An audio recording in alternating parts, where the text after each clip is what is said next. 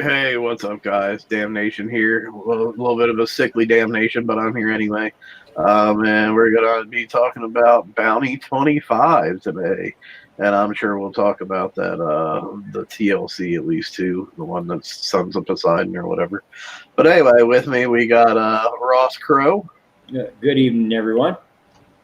We got Chuck. Good evening, everyone. We got Watchman.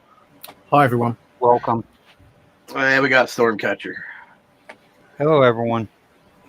All right, so I guess we'll start off talking about bounty. I suppose. How's everybody's bounty going? Oh, I can start off. I think with Yeah, go ahead, Rob. my bounty's going really well. I've just surpassed 300,000, so I'm at like 317,000. I have to say that I really took advantage of the employee bases while they were out in the first 24 hours. So much so that I changed my my sleep pattern that evening because I knew how this was going to work. So I slept during the day, and I just stayed awake during some of those early hours on the employee basis. Got I believe 150,000, maybe 200,000 out of the employee bases alone, just in the first 24 hours. So I was super thrilled. What I found out that my subjugator fleet was really my go-to fleet. I have several other fleets, but for the Kixeye employee bases, at least, my subjugator was really my go-to. I try to mix and match fleet. However, when I went to the 5 subjugators for the employee bases, all but the level 130, I was doing okay. I mean, the 140 was a little challenging, but not so much compared to like live in-player real bases. The employee bases, I think, are a little bit lessened. So that was nice for me. But so it's going really well. I've been doing that, and then I actually got so many points right in the bat, right up the bat. I thought that I would sit it out, and but they came up with these Howler refit offer. I've refitted my Howler actually a couple times, and I ended up getting a fleet that I just think is truly fun again. So I'm having some fun with the Howler fleet, and the bounty is my go-to in the month. So I'm having a good time. I just ended in my little bounty speech of that. It's going well. It's going well for me. I'm not getting hit like as much as I would like, but it is the bounty I like, So I prefer this over PvE targets nonstop. Cool. I'm glad you're having fun. Did you try to hit any of the targets just out of curiosity with the free fleet that they gave us? I did not. Okay, cool. Real quick, hey Agni, I saw you jumped in there at the last minute. How are you doing, bud? Hey, good day, everyone.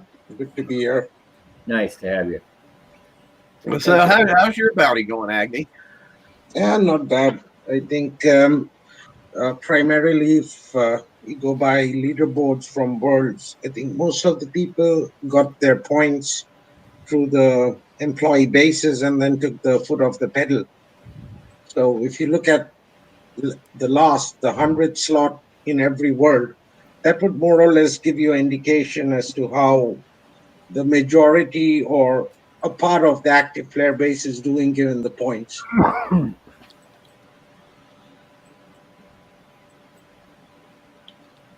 Yeah, it seems like a lot of times once the Kicks employee bases are gone, like bounty is not really over, but like the rush of bounty is over. You know what I mean?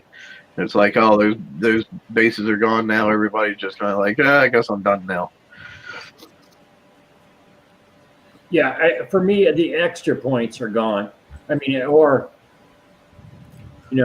actually, I don't try to just go out and hit everything for everything there is, So it's the damage is not worth the point value that you were getting the first 24 hours. So it's if you play smart, it is the first 24 hours is the key. Yeah. How about you, Chuck? How's your bounty going, bud? I caught the kicks and play bases on the second day for the last part of the 24 hours. Then I focused on opponent bases for a while, and then I started working on player bases and sitting back and hopefully letting my base do the work for me. But I think I still need something like 50,000 in order to get that stupid PvE item that's in a PvP event. Yeah, let's talk about that a little bit. I mean, that really plucks my nerves that they like put a PvE item in a PvP event. That really makes me extremely angry, actually, because bounty is supposed to be strictly a PvP event for PvP prizes. That's the reason why they gave out the free fleet.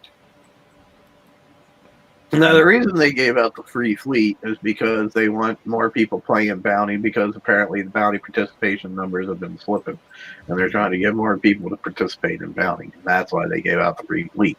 And then in tandem with that, put a PvE item in there. So then, like, my thing is, well, maybe you should look at the reason why the numbers are slipping in bounty as opposed to trying to, browbeat people into having to play it. But that's just my opinion. Right. I mean, hey, one simple thing you have extend the Pixie employee bases, you're going to extend how many people play and the time they play. Just that move alone. Well, yeah, for sure. Well, when I started bounty and all that, I was using my so-called fleet that I had, but then I turned around and used the free fleet that we got, and it was doing 100% better than the 4 breachers and the howler that I had. And a lot of people were finding out that it was doing a lot better than a regular breacher fleet. And I've seen on the pages and that where some people just turned around and scrapped them, and when they found out they were running through employee bases and player bases with sometimes on the map repair, they were like, what? So yeah, they immediately scrapped them and kind of missed out. I've got 76,000 points because I've had a lot of other stuff to do. I'm also trying to do the FM from my phone. So I'm going to go in, try to get a few more points, and just finish the FM. Just trying to do what I can. Are all your points using that gifted breacher fleet?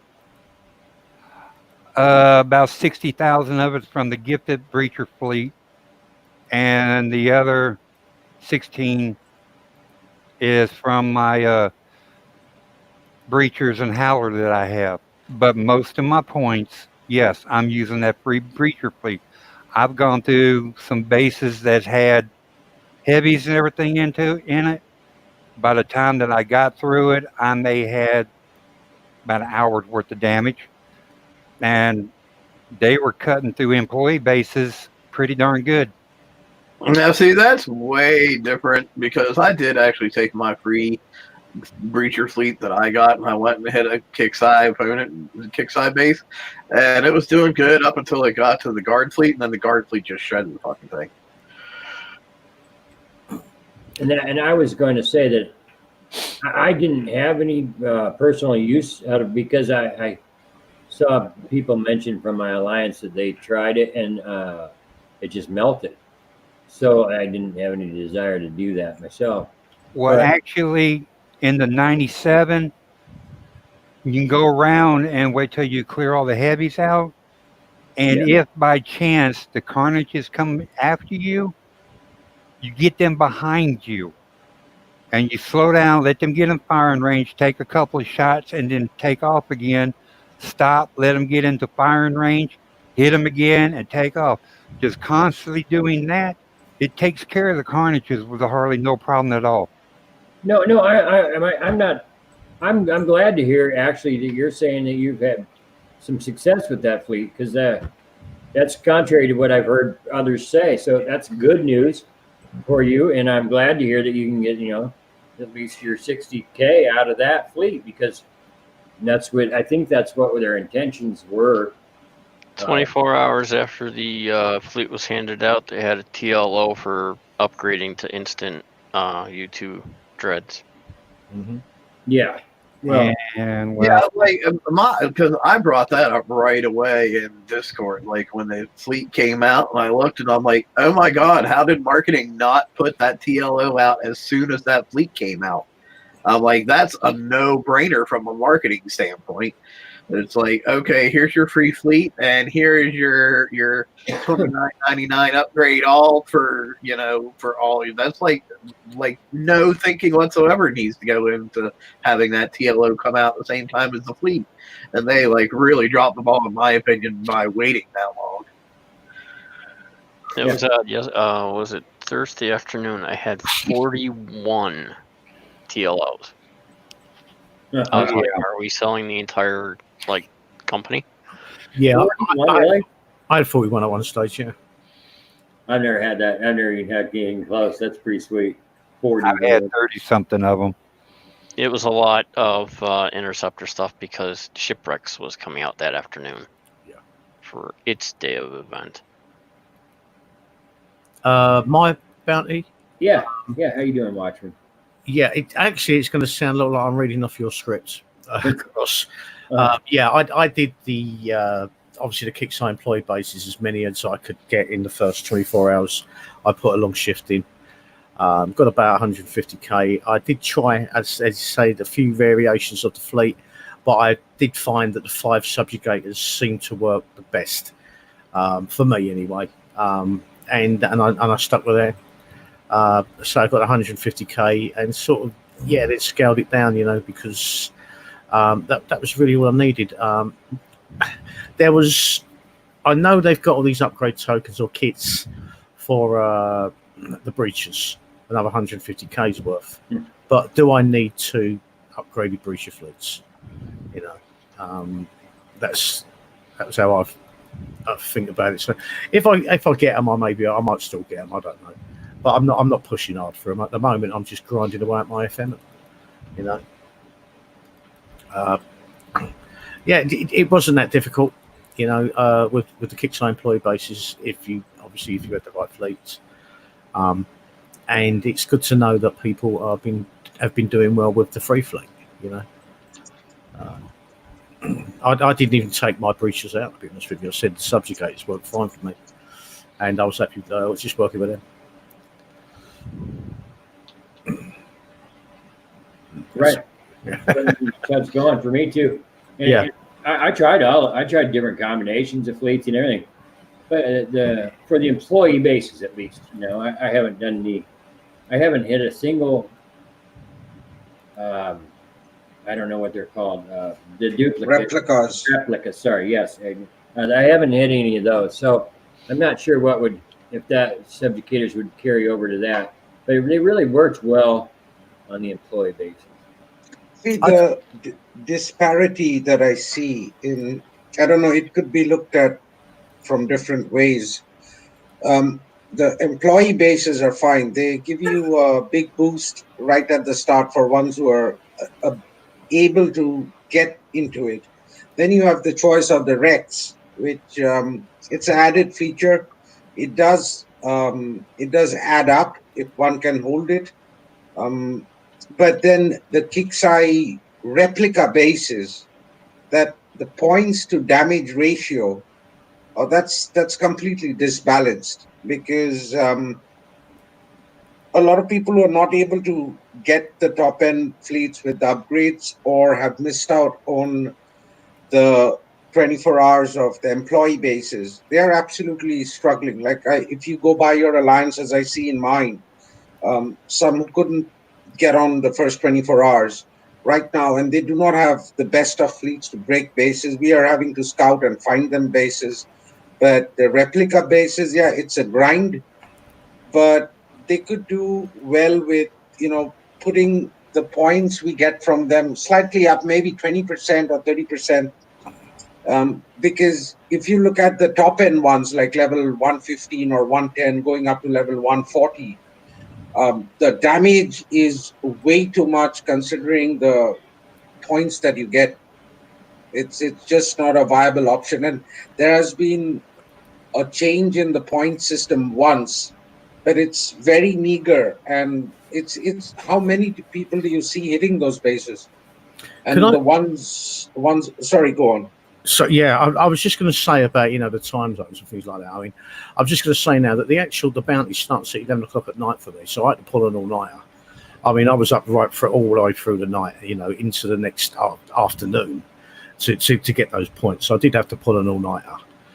Fortunately, I work from home, so I can sort of shift my schedule around a bit. And I know not everyone can do that, but I still had to pull an all nighter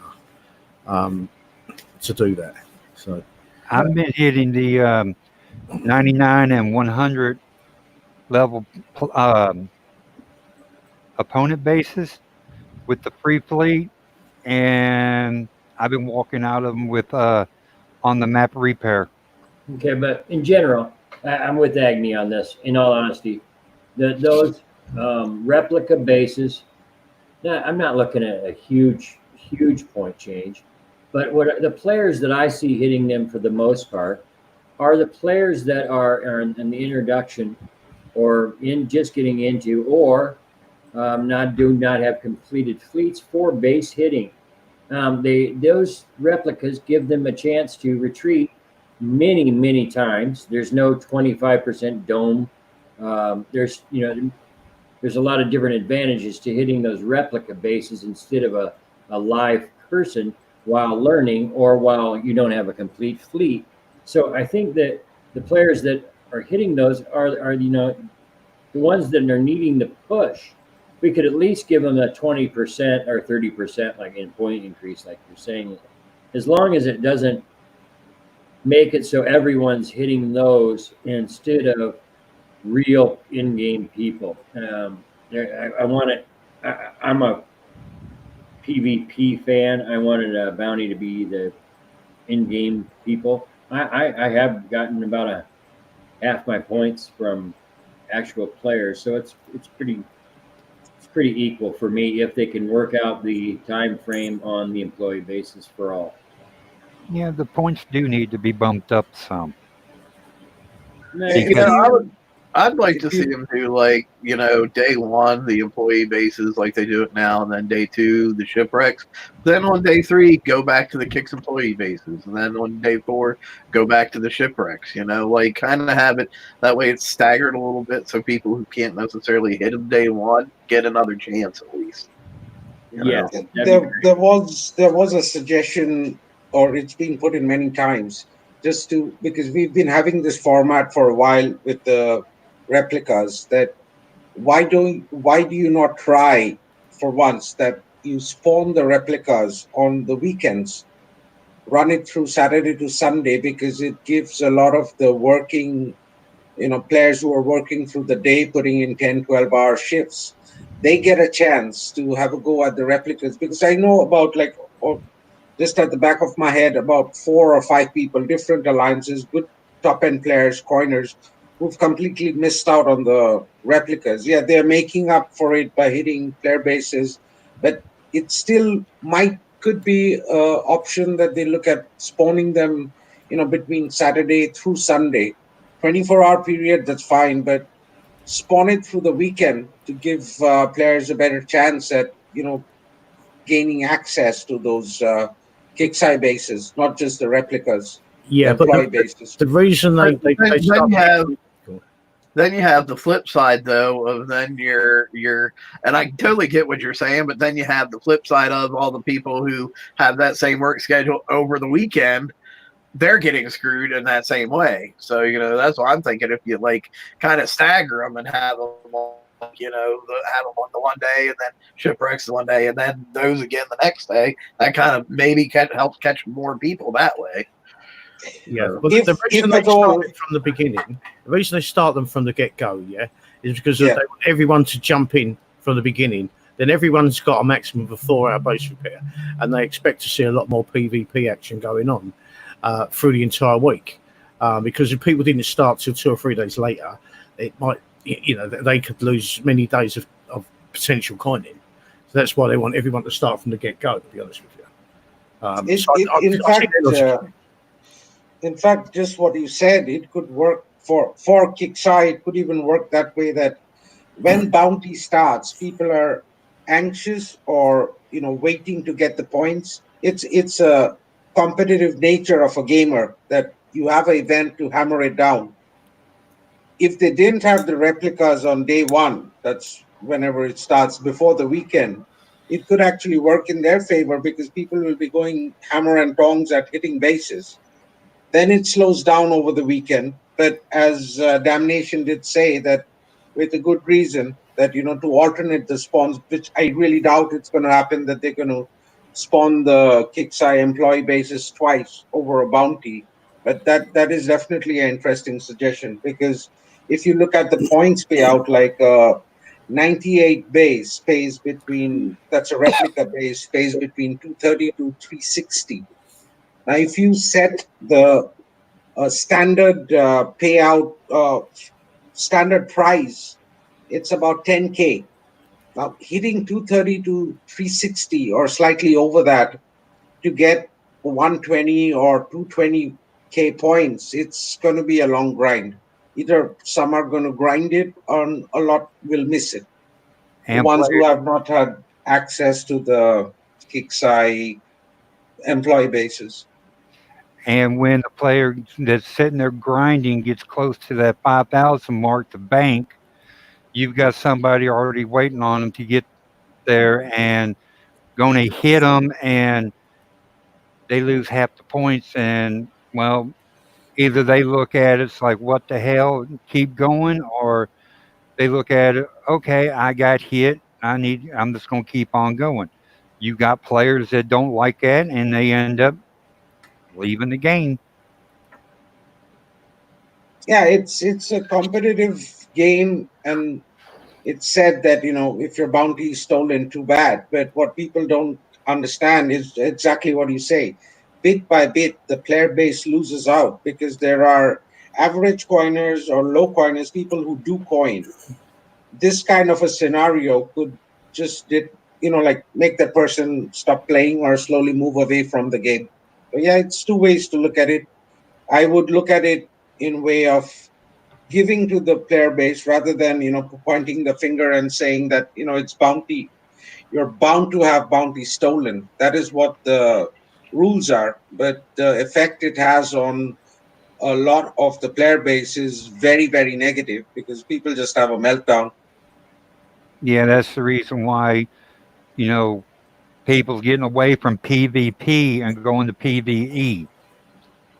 You need to balance it out somehow a little bit more. It'll actually keep players interested in it, because if they keep losing points and that, because they're getting close to banking and that, they're just going to quit with bounty, quit with PvP, and go to PvE. I mean, I don't know. I've been hit in the past. All right, I'm one of the high level players that's got some good PvP fleets, yeah. But I've been hit in the past. If you get the 4-hour bubble, in that 4-hour bubble, myself, I can normally go and hit enough to bank again, once or twice, So without chopping the bubble, then time you do that, then afterwards I might go and do hit some player bases, but I can actually hit your opponent bases on the map and bank, just hitting those in that bubble time. I've done that. So, yeah, I could do. I don't know about if I could do it twice, because I just lose interest. I mean, too, I don't think I can bank twice in that bubble link, because I did lose interest. But I agree you can. So I think that part of the design, is good. The way it's all laid out for you to at least even hit something while your bubble is up. Well, I think the last target I hit actually was a your opponent base, just to push me over to get to the bank. I've seen that done. I mean, I didn't do it this time, but I've done it in past ones where, I needed like 200 points to get over for some reason, and so I just hit some. That's exactly. In fact, my last bank, I hit hit a player base for I think about 2.2, and then I realized I'm short by 180 points. So I just turned the fleet to opponent base for that bank. Yep, that does help. Does it? Yeah. And so they have it's got a good place for like that. So I think we really, I've complained a lot about bounty in the past, and I think we're close to the way I like to see it. I mean, really, we really are. I think if we had maybe a 20 or 30% increase on the points on the replica bases, I think if we had an alternating staggered employee base release time, because so that it's fair across the board. And in all honesty, it just promotes more gameplay. I know we might be getting points cheaper at those times, but I actually think I might even spend more when I'm happy and feel like I'm getting points in. So I think that if we extended the employee bases, did those points like we said, boy, I think we'd be golden. I'd really be where I want to be, right, with the shipwrecks. The points are not astronomical for the prizes that we need. They're kind of in line, right? I'd like to see like the prices on some of the hulls that are a little bit older drop a little bit. Like, right now, say the Basilisk, for example, is the exact same amount of points as what the Subjugator is in the store. I'm like, the Basilisk, in my opinion, at this point, has been out for long enough. It should be a little bit cheaper than the Subjugator.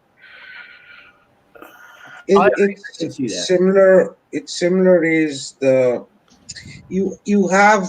I do not understand. You have weapons like how many of y'all use this distortion launcher in your base? Just as I'm just putting it as a very very general example. Now that thing has been set at 8,000 points for I don't know how long. It's the same thing for a lot of prizes where it's almost copy paste with the prize setup, and it's kept that way for a long, long time.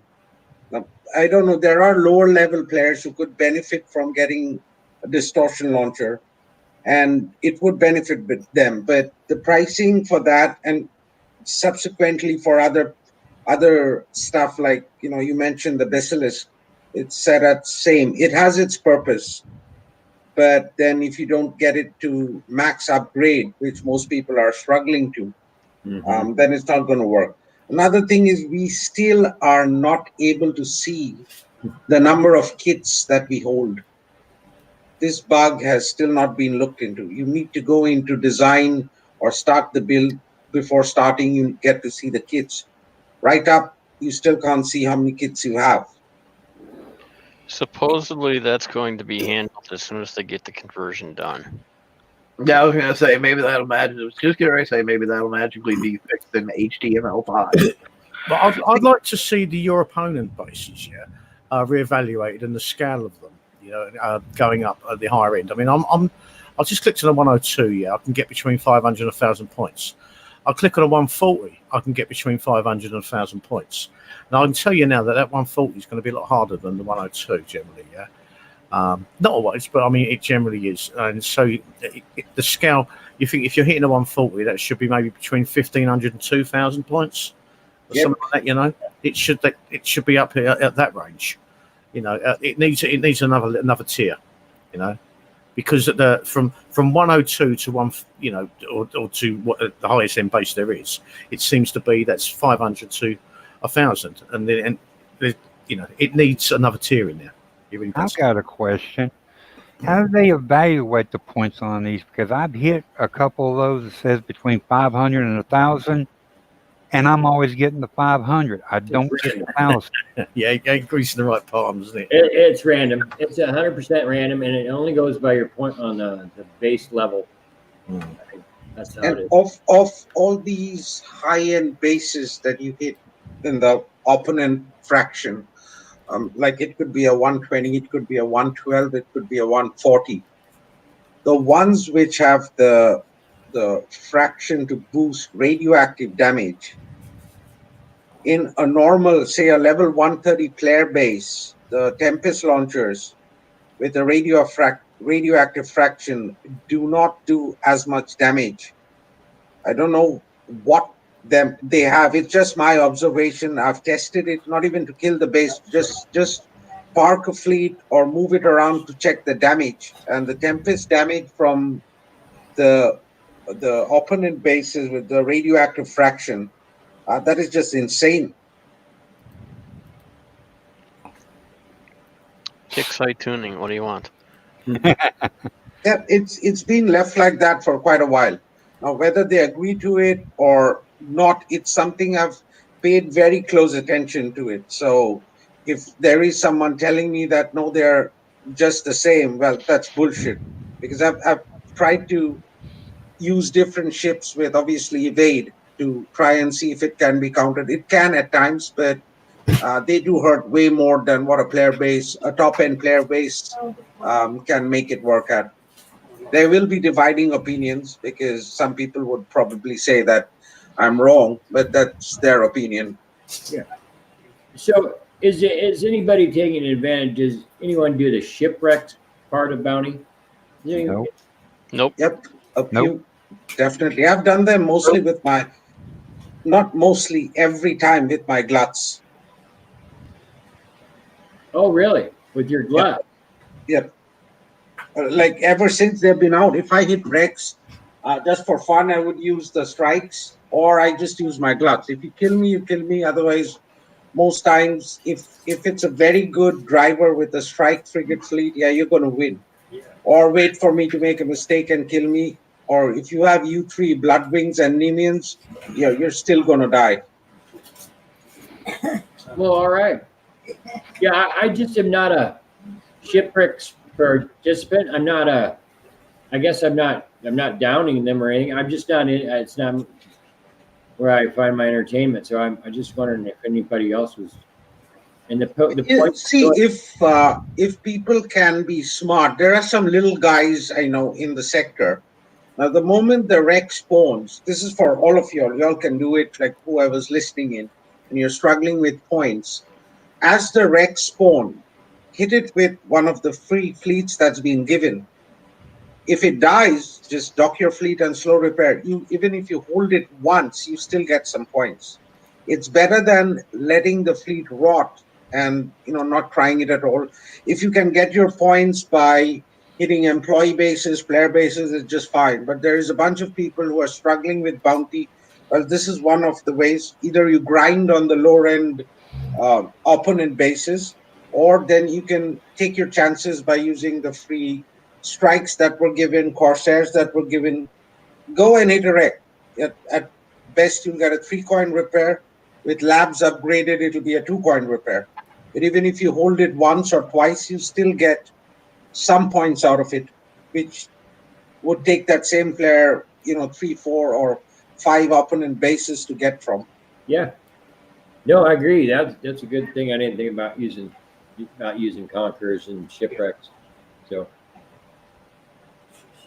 Not the conquerors, the free interceptor fleets, that we got.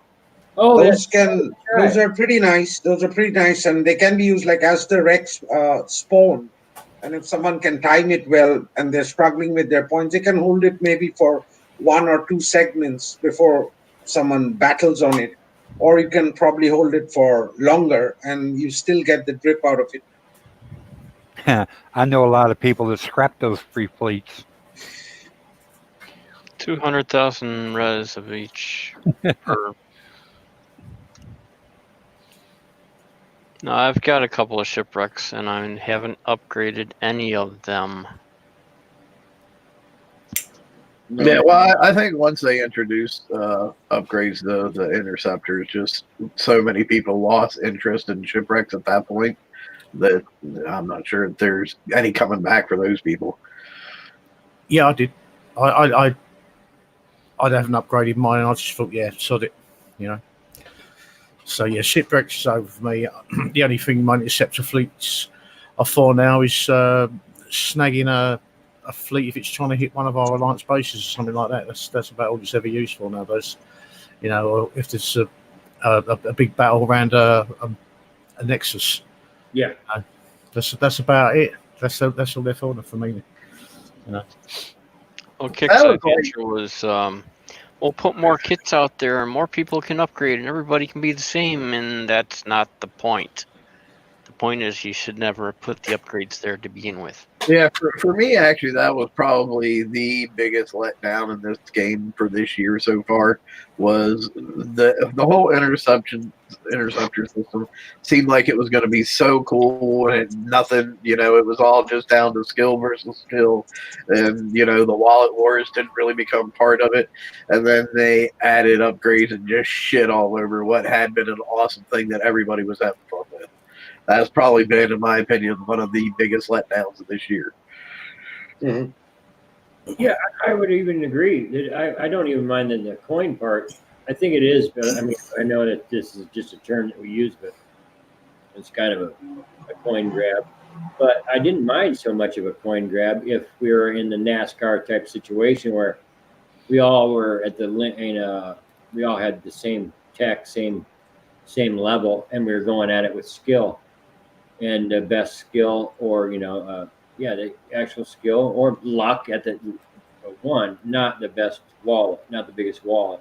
So at that point, I just bowed out and just chose to continue on in the PvP part of the base hitting that I like in the game. Now mine's been really hindered lately. My PvP game, it's been a horrible year. So I think that this fleet now that I have is probably, in this last month, the best base hitting I've had in this year. So it's a strange time for me. How anybody else? It's with the I don't know how you all look at it, like the Houndmaster and the motor. Its effect on PvP. Do you think it's positive? Like from a defender's point of view, yes. From a attacker's point of view, it has kind of offset the balance. I know it was given to kind of counter the basilisk preps, but it's not really going to counter the basilisk preps. It's going to damage and counter a lot of base hitting. Yes, base hitting will continue. There are ways around it. But in general, as I see, it does deter base hitting to an extent. It can be countered. I'm not saying it can't be countered, but it's just the raw damage is quite high, in my opinion. We're getting a new special now for the motors, is it? Explosive? Yeah. Which will probably, some people will use it to replace the high explosive shells. So it's just going to, if it can be used on the Houndmaster, how much of a difference does it make in the damage compared to present deflections that we have on ships? Or then, countering it with dreads? I did it. I already did it.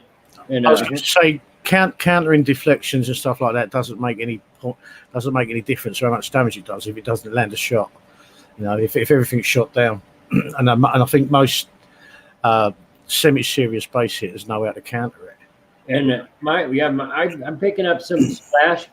What I noticed is I'm picking up a lot more splash damage when I do land. The only time I'm landing with the only time I'm landing is if they're stopped from moving. I've noticed. So I'm not impressed with the Houndmaster. I have it actually in my base currently, so I'm trying to be impressed. I'm just not. It's not doing its job. It's getting shot out of the air, and then it's not damaging the players I need to damage. Yeah, exactly. Most players have already worked out how to counter it in sort of minutes of it sort of going into bases. I haven't put one in mine. I've got one built, just in case some special come out for it, maybe amazing, you know.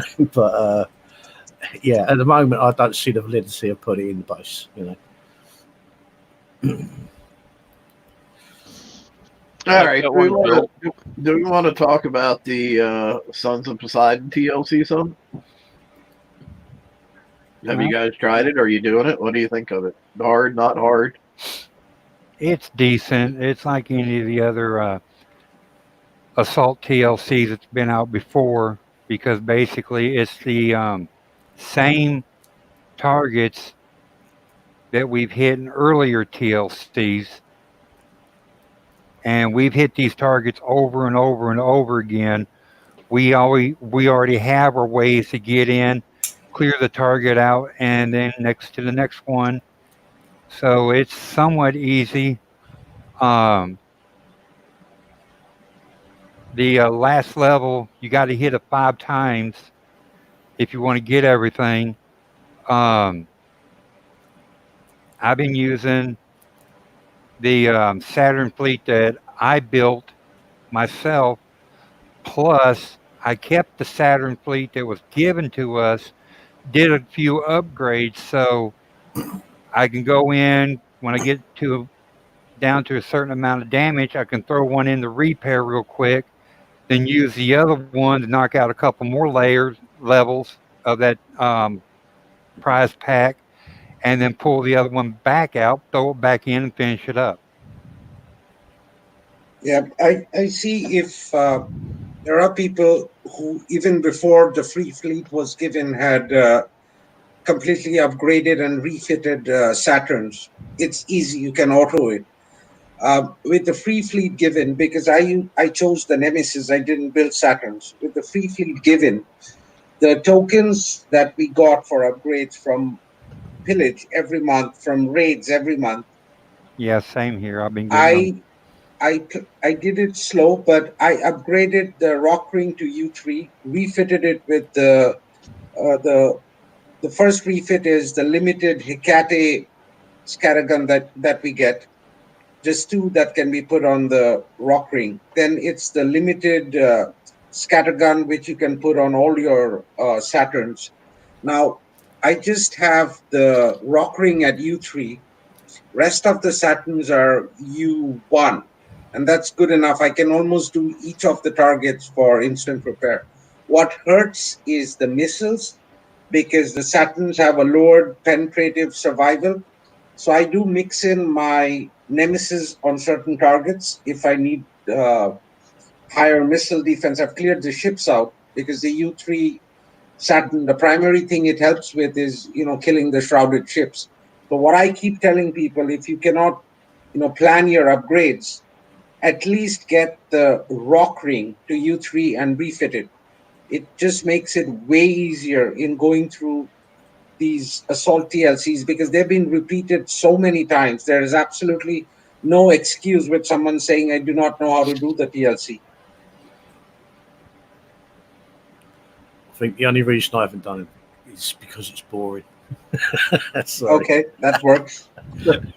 Yeah, I'm actually autoing it with my Pegasus fleet. That's what I'm doing for this Sons of Poseidon thing. Oh, and you're liking, you have a Pegasus fleet going pretty good. So yeah, I mean, I got 4 hulls. They're not totally done, but they got weapons and whatnot on them, and most of the specials. So they just go and I auto it through, and they get to I think the very last encounter before they died. Then I just finish it off with my Saturns. okay. Yeah, the last encounter on Prize Pack 3 and Prize Pack 4 has got the 4 ghosts. Yeah, 4 ghost crawlers in it. Oh yeah, that's I remember that. That was a elite target, I think, in the raid. We've had that in since the TLCs have been run multiple times. So yeah. So yeah, imagine having to hit that 5 times in order to get all those tokens and kits. Well, I'm going to do the campaign now, I guess. I think you guys all talked me into this. Well, Prize Pack, if you look at them, they've got build tokens, but they're only 12-hour build tokens for the Pegasus. And I It think does. I think it still does add up. This TLC, it's been spread out. They've given us enough time. It's just like the thing that you pointed out. It gets boring, so people are kind of staying away from it. But yeah, one has to work on it because you They're, do they're get a one. fair. Sorry, they are 1-day Pegasus build tokens. Yeah. Not when you get down to the mastery round. They're not. No. Oh no, they're only 12-hour. Yes, and 12-hour upgrade tokens. Yeah. It Well, still, gives the people some bit of, a boost in trying to finish up the Pegasus builds. Oh yeah, I mean, if you can just get the first 3 days of tokens, it's I need 'em. no tokens. Isn't it? Yeah, I need it bad. well, the If they're looking for the roller barrel special, they have to do the mastery 5 times because it's only Yes. out once per mastery. and the Prize Pack 2 has the surgical strike warheads, which actually will be coming in handy. I only had one, and when I saw that there was 5 in Prize Pack 2, when I finished that, I'm like, good, that'll take care of one of the missing specials that I had, and Prize Pack 5 will take care of the other missing special that I have. I done ran it twice. I'm going to, before it's over, I'm going to try to run it the last 3 times, and the 2 of the specials that I'm needing are right there. So yeah, I have to hit it because anything else that I have, it takes away from my damage, it takes away from reload, and it takes away from range. So I'm glad that these prizes are in there, and I'm able to get them. I was actually kind of surprised they didn't have like penetrative battery times 5 in this TLC somewhere. Like maybe in the mastery round or up at one of the other encounters or something. Kind of would have thought that might have been in there, but no such luck. Yeah, So I hope for sure that we're going to see that in Pillage at least, because I know a ton of people that need that. penetrative battery was in the Rage, wasn't it? Yep. It was in the what? Yeah, we should definitely get the penetrative battery and the limited missile in Pillage. The limited missile you'll be getting from shards. And No, in normally the Pillage gives that, like even the Tyrant cannon, we got them for 10K in Pillage. So I would assume if they went by what they keep as a trend, we should get this limited missile for 10K in the Pillage because it would help. A lot of people do not have enough, or some barely have any. So, well, the limited cannon is in the top NFM targets, but yep. again, there are people that just cannot hit them.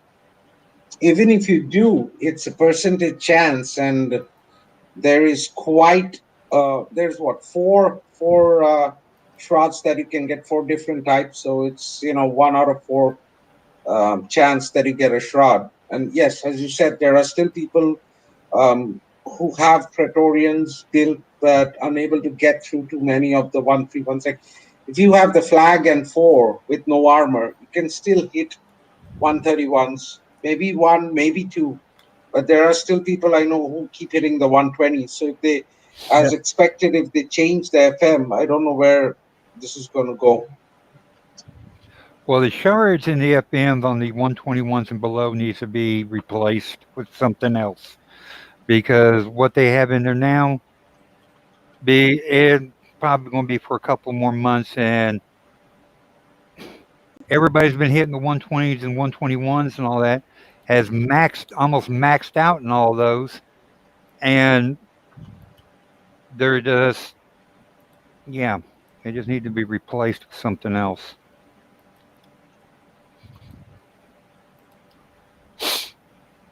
I think the only other prize I can really think of that I really want to see in Pillage is the Prometheus, the special for missile crit. I'd like to see that in there too. It's kind of since you brought up the FM, it's really odd that there are certain builds that work, and like say I'm getting an average of say 1 hour to 1 hour 10 minutes on a 131. There are people in my alliance who, when they gave out the tokens, they bought the deals, armored up their Praetorians. They have the flag is anti, but even with high armor, like one big X and D7Ms on them, their fleet is taking like way more damage than what mine is because of wrong specials. That has been a primary issue where people have gone without the Hyper 30 and not put in a boost on another ship, and it's like 1 hour 40, 1 hour 50 minutes damage on a ship, on a fleet that has 3 to 4 armors on each ship, whereby my fleet, 3 ships have no armor, and I'm getting about 1 hour 10 to 1 hour 20 minutes. That's me. You're talking about me. Oops. Funny. I still think I that know on your FM fleet, one of the big differences too comes into what countermeasures you use.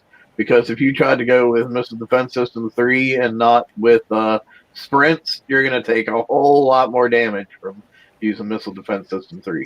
This is just, obviously everything defies logic here, but in the middle of the madness, you have an anti that is supposed to shoot down missiles and other stuff.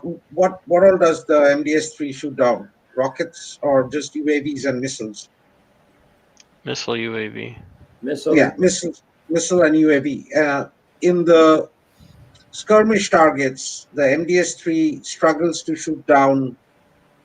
In the assault ones, sorry, the ones we had on the Nemesis, if there are missiles from the Vipers or the Ghost Crawler, initially it was okay. As of late, the MDS-3 barely shoots anything down at all, or sometimes it will not shoot down. It's like 100% miss, and people struggled to grind in various events to get the MDS-3, which was top end component must have, like the Gale 4, and it's broken so bad or it's being nerfed down that it doesn't shoot down what it is supposed to. It is just quite crazy that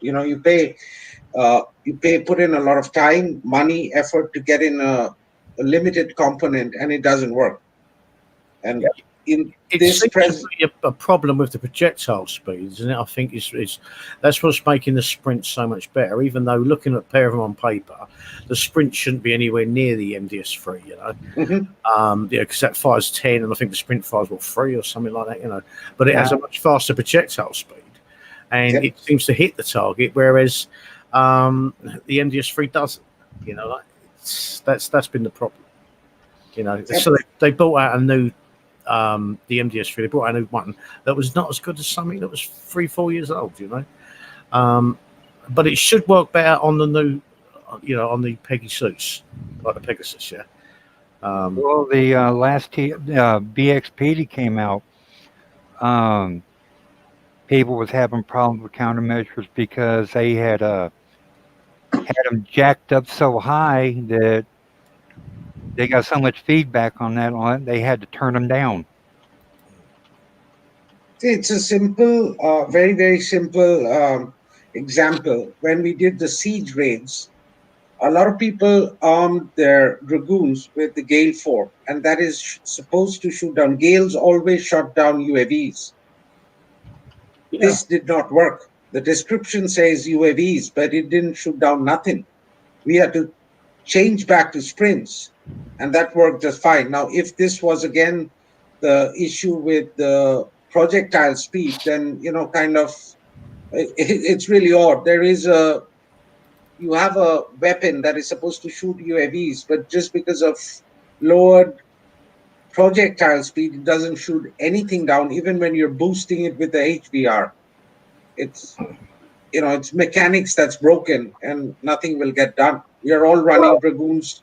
You gotta remember too, though, this is the team that says they don't care what rules have been put in the past. They will change any rules to make the game quote unquote fun. That's fine. That's fine. Change the description on the weapon then, so people are not misled. Or just give the MDS a projectile speed boost, so it's better. In all honesty, and we can move on. Yep. You know what I mean? And just See, end it. when I first tested, like when we got these, the first time when we got these targets, you could see in the 131, the main thing is that you can call it a variant of the Stormbringer missile, the long range missile that hits. Now, I picked the ship that has the highest projectile speed in PvE, and that is the Gridiron's Monolith. If you look at the Gridiron Blank, it has 100% projectile speed boost, which no PvE ship has. And I had enough tokens. I refitted that to maximum projectile speed on the Gridiron. Even anything lands near it, it'll die. I built it with no armor, took it into a target to get it into the range of the Stormbringer. I did coin it several times for testing. Now, there have been tests where that Gridiron standing on its own has been able to shoot down 3 projectiles from the Stormbringer before the 4th killed it. It doesn't have the armor to withstand anything, so whatever is being fired is getting nerfed down. So 3 shots from a Stormbringer were shot down, the 4th killed it. That is where we came up with the build for the flag that go projectile speed, but you cannot get the projectile speed as high as what you could get on a Gridiron. So it is just simply, rather than the weapon or the anti, it is the projectile speed that is making it work, which is kind of quite messed up in way of mechanics. Yeah, I mean, I think if they rebalance the MDS, yeah, I mean, it fires 10. Yeah, if they got the projectile speed up to the same as the sprint countermeasures, yeah, but maybe took it down to it only fired 5, yeah, it would still be firing 3 more than the sprint countermeasure does. So therefore, it should be a massive improvement over a 3-4-year-old countermeasure, and it should do what it was supposed to do. You know, it'd be an improvement, yeah. So I'd accept that. I'd accept if they actually got the countermeasure speed, like the projectile speed up, but cut down the salvo in half, because it would still be an improvement. You know? Yeah, I guess because it has got more salvo, if they kind of thought, or maybe the thought process was that if you give it a projectile speed, it'll just nerf down everything because of the salvos. And as Ross said, that and the same thing that you said, that if they give it a projectile speed boost, it would be more viable because people paid a lot in way of points and time to get the MDS3 because it was limited. It was very expensive initially, and we tried to get as many as we could. And now we realize that it's kind of useless. Well, yeah, so that's why I don't expect them to, if in its current form, the MDS3, if they was to put the projectile speed up to 650, and it's working as well as the sprint, it'd be technically overpowered, if you get where I'm coming from, yeah, because it would be firing 5 times as many like projectiles, you know, like salvos out, yeah. But if they cut the salvos by half, it would still be 2.5 times as good as a sprint, which would still make it a good improvement on what we currently have. I would say a much easier fix would just be lower the projectile speed on the turrets. Yeah, that would be like look, when we go into this next cycle of raids. Now, in the next cycle, we will be using the MDS3 as the primary countermeasure. That is the only one we'll use. So the make or break on the fleet against turrets is with them turning up the flak evade or the projectile speed of the turrets. And the MDS3 is, again, not going to work. We don't have a choice. We have to arm it on at least one. If the flagship that comes out in the upcoming event Pillage, if at all it's there, it might have countermeasure boost, but countermeasure boosts are not going to boost the projectile speed. And in effect, in the raid, if they crank up flak evade and projectile speed of missiles, we are back to square one, where we will have ships with antis that don't work. Yeah, you can only put 2 antis on the Pegasus. Yeah. I'm assuming the flag will be just like the Imperator's Praetorian, where you'll be able to arm more antis on it. If not, then you'll be just go with these will be like Saturns, In fact, if you put that lowered mount, you're looking at a missile variant of a Saturn. That's it, with even lowered range. Yeah, I've got to be honest with you. I still haven't 100% finalised what my final build's going to be yet, because we haven't got the, we haven't got the flagship. Even if we did, the biggest problem that players are facing, you're having to look at three aspects.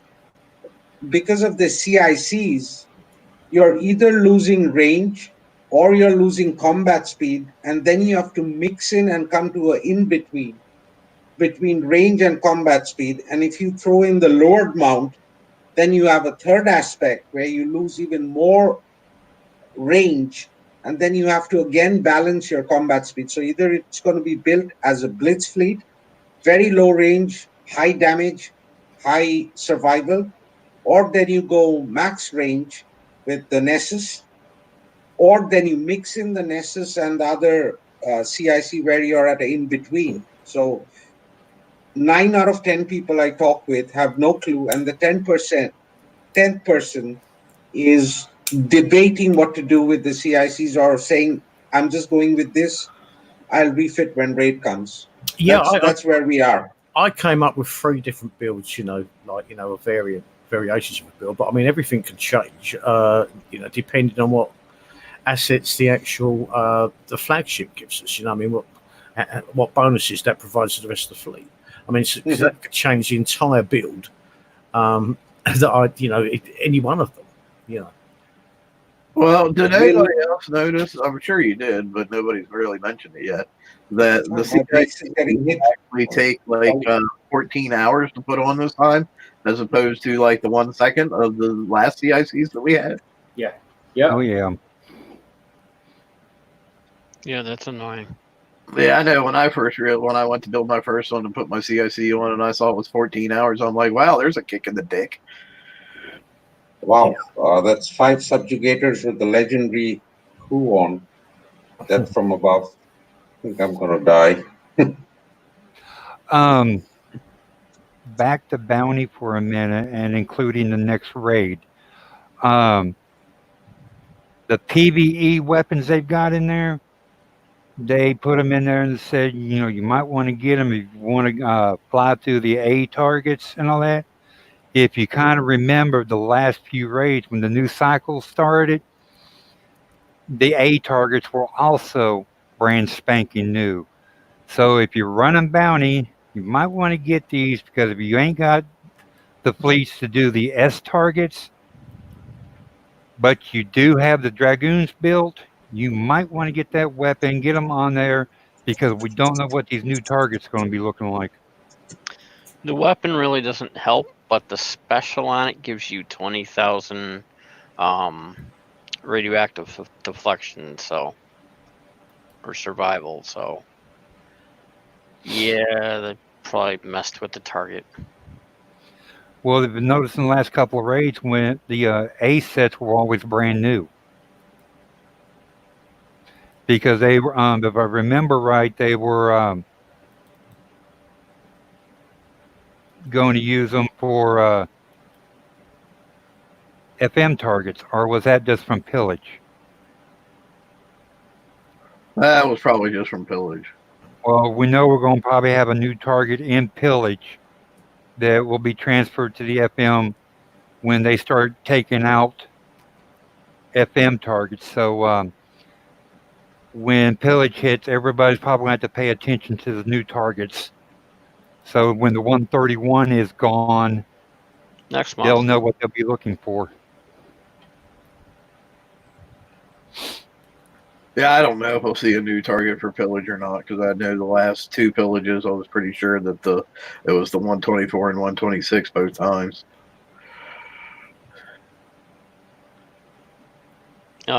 Garrison skirmish is confirmed for pillage.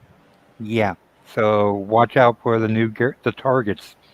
So there might be something new there that we'll see in the FM later.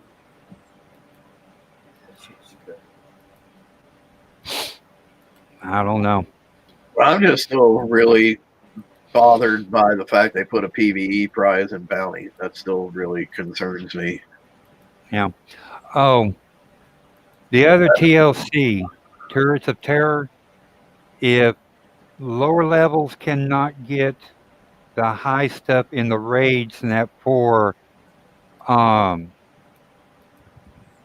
the defend their bases, if you have the Praetorians, they work pretty good in that. Also, U3 dragons will actually slice and dice through them with no problem whatsoever. So if you got any lower levels in it that need some of that stuff, but they got the Praetorian fleet or they got the dragons at the U3, let them know to be able to use those to be able to get through that campaign. Well, yeah. That's good. I'll tell you Really what good I'll tell you also what wasn't a good idea is having a fleet of dragons and a fleet of dragoons. Yeah, right. I know. That's The only thing really good in the Turrets of Terror is the build tokens. So, Praetorian fleets, just you guys have been able to like auto the targets with them. No. You got to drive in them. Me, my fleet's horrible, but I'm ready. No, I mean it is. So I just need to get somebody else's build and to fix it when this event's over or when I have a shipyard available. That's all I'm waiting for, in all honesty. So I'm just waiting for the shipyard. I think I will do the TLC just to grab a few tokens and to refit maybe because there's obviously some refits going to be down the line, isn't there? So you might as well pick up the Pegasus build tokens, you know, because as we know, once the flagship comes out, it's probably going to alter your build, you know. Yeah, I'm pretty curious. Like as we've seen with the last raid format and the one before now. When we go into this next raid format, assault, the targets, there will be a elite target, a X target, and then there'll be a X set, S set, and then there will be the bonus for the X and the S. Now, will they tune these targets for a U3 fleet with the flag?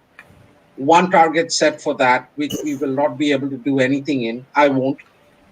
And then they will have the S set, 2 targets as they had before, where 4 ships will probably die. You will need the flag as well. If not U3, it still might be able to do it. Now, if that is the way they will go as they have gone before, this raid is going to turn into another nightmare then with forums completely going down the road, you know. Yeah. I'm just curious. I'm really curious because they've repeated this over and over again. I don't know if at the bean counter they are making profits out of it. If so, well, you know, great planning.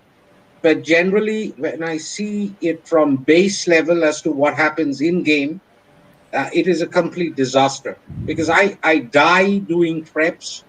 So does a few in my alliance. And it's the same situation in a lot of alliances and sectors where we get the flag now, and then the top target is tuned for flag and fleet at U3. Though with better driving, you can get around that even with U1. U1 is a must on the Pegasus. That the boosts you get are really good now. The survival at U2 and U3, I kind of do not like those stats because they're forcing you to upgrade to get better defenses, or else you die. Because unlike resists, I don't know if you guys can calculate survival because there is no set bar to which you can compare. Unlike with resist, where you had 100% bar, you could compare how close you were. With survival, you have no clue where you stand. Yeah, it just seems random, that doesn't it? I love how Kixeye says, "Oh, everything is tuned to U0, and you don't have to do upgrades; they're optional." BS. Let's go back at that survival rating. Well, let's be honest. I don't consider myself a dummy in math, in life, and in everything. The way I went to this survival rating, and I got to tell you, I don't get it at all. I don't understand it at all. I've had it explained to me multiple times, and then I look at it, and it sure doesn't seem like the easiest way to go. So, Well, I just want to know from a common sense standpoint, like how many quote unquote not needed things can you stack on top of one another before that excuse holds no water whatsoever? Because right now we got armors that they say that aren't needed. We got limited weapons they say aren't needed. We have limited specials they say aren't needed. We have upgrades that they say aren't needed. Like, how many things can you stack on top of one another that quote unquote aren't needed before that excuse holds no water whatsoever? Well, and countermeasures that don't work. Yeah. hey, but your visa is needed. That's oddly enough, but I'm doing pretty good in the game right now. Well, theoretically, it'll be whole not needed, just coin. Just buy the next one. You know what I mean? Yeah. Just buy the next one. Yeah. I still haven't put the armor on my Praetorians because I still believe that armor is a broken product. It's not a broken product. It just is the way it works out is with the survival rating. Basically, it just is not as valuable as you think it should be for the price that you're going through, that you're for the amount of time and money that you're putting through to earn that product. It's just not worth that value. It is actually working. I've had it because I made a huge stance and I was with you, brother. I mean, I made a stance, and they explained it so well that I mean, they truly are working. It's just they just don't make that much of a difference. If anyone's done it, I mean, I've got one Pegasus at U3, at the moment, just the one, and it's got 2 pieces of armor on it. And so, if we talk about survival, I mean, this is the stats that it's giving me, corrosive survival, 31,800, which is plus 496.88%. And then penetrative survival is 31,561, which is plus 493.4. So both of these survivals are a fraction under 500% on both. That's at U3. With on that particular one, which was probably going to go in slot 5, that's got 2 of the Zinfium isotope armor ZM1s, which are the pen armors from the weekly FM. Because I wanted to push the pen. I did the Pegasus TLC with Pegasus U3. I've got 2 CICs of one kind, 2 CICs of the other kind, and I ran it with the Nemesis flag. Guess what died first? The flag. The Nemesis flag is the biggest target there. See, it kind of makes me. It's just look at the humor in it.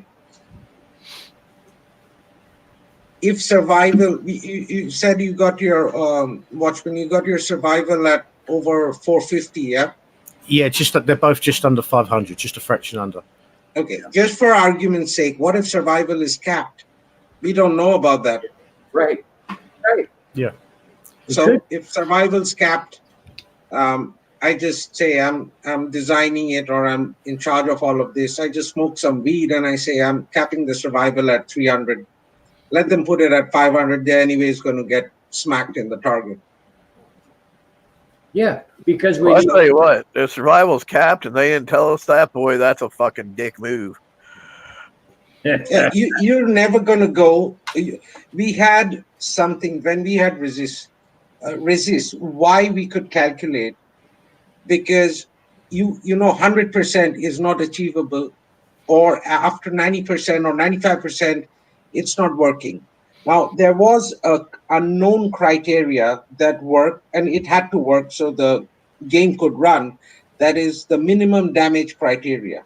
Now we never knew whether the minimum damage criteria was 1 or 10 or 20, but there was a minimum damage criteria along with splash, which did work. Now the splash mechanics have changed because Splash does damage dead center no matter what your survival is or your deflection is. Splash has changed, not like before. It is focused on dead center when it hits, and I still don't know in game when I'm running the ship how that is going to work. That apart, the survival, if there is a cap on it, we have no idea. So Well, you could have your survival at 450 and you're still taking a lot of damage because you don't know what to compare it against. Right. You don't have it. You don't know. no, that's it. I mean, Kicks maths was always batshit crazy, but at least when it was percentage based, you could work on a percentage. You could see how high your percentage was, and the percentage was making a difference. Even fractions, were making a difference once you got up into the 90s. Yeah, but with survival, we really don't know how that works. We really haven't got real figures on that. You know what I mean? So it's hard to quantify it. Yeah, we're just basing it on the event starts. We use our fleet, and then we try to look at a lot is now dependent on the driving. You see some good videos. The builds are pretty similar because there's not too much to go by, and then it's completely left to the driving. Like the last raid, I did say that there were coiners, there were people. I made a post in the forums in that I did say that I was prepping for people who've got like 5,000 coins on their account because it's in a closed up compact scenario. They've got U3 Dragoons and they've almost at the verge of rage quitting because they're unable to drive in that and time it well. So you're losing, a player is losing, no one cares. But from Kicksai's point of view, I'm looking at a player who's got 4,800 coins on his base, and he has got upgraded dragoons, but is ready to. Yeah, he's ready to quit. He's ready to quit the game because he cannot drive in a single target because you get hit by the throwers twice. Your U3 fleet, which you've coined most of it with tokens and offers, is dead. No, it's ironically when you said that because I've got 4,800 coins in my base. Well, I mean, but there again, though, just because you have U3 Dragoons and you bought all these super upgrades, that shouldn't negate the skill of having to drive the target and not get hit by those turrets twice. You know what I mean? Yeah. I mean, that was the actual challenge of that target, was to not get hit by those huge flamethrowers. So you shouldn't be able to buy your way through the actual challenge.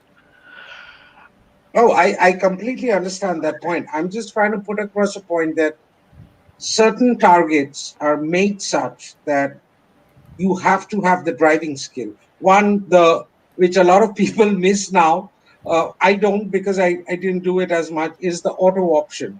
I think some target it was said that you could auto the lower end targets, and people died in that multiple times before realizing that was just a bad joke.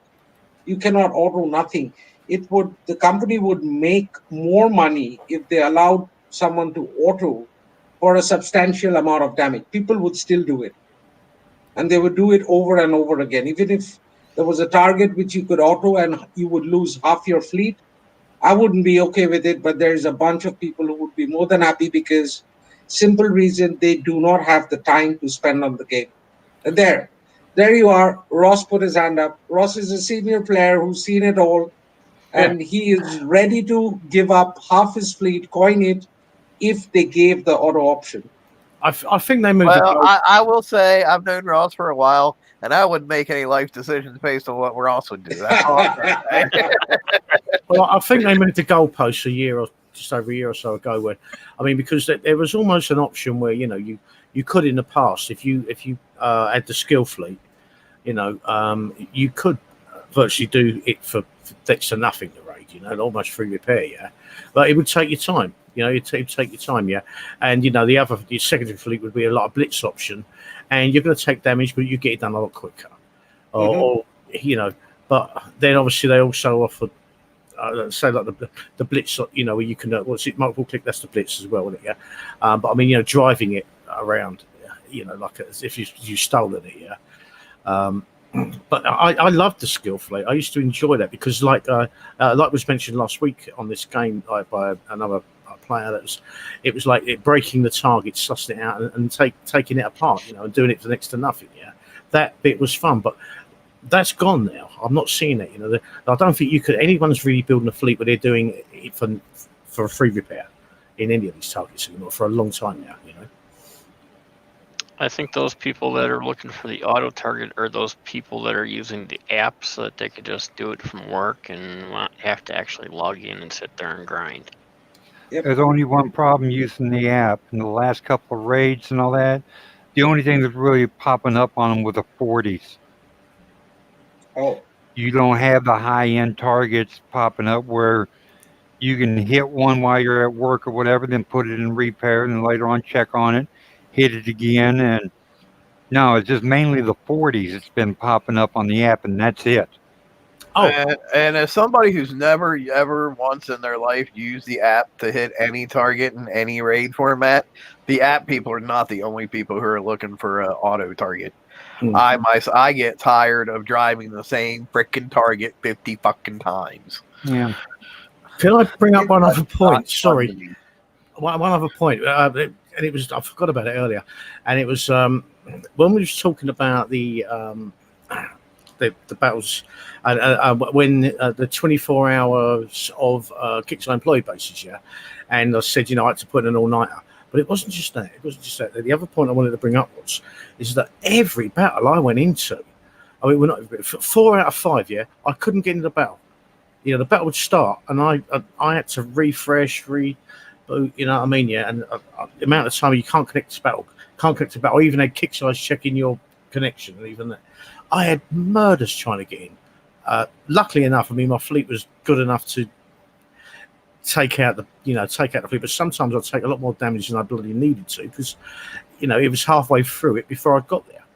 Well, I can tell you, it was like a 3-hour period, at like 8 hours after the start, and I'm thinking I was having the same exact situation. That's why I was glad I was with the subjugators. I started gaming it solely at certain targets because that was happening for me too.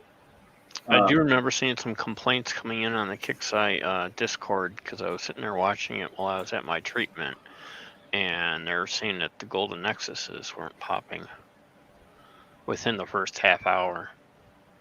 Yeah, it took us. It took about 25 minutes, 30 minutes before one pops up because we was all sitting boys ready to go, like, and and there was nothing there, like, Yeah, and in all honesty, we the Crow Alliance usually does go for a golden nexus, and with that, we didn't even try it. We're not gonna.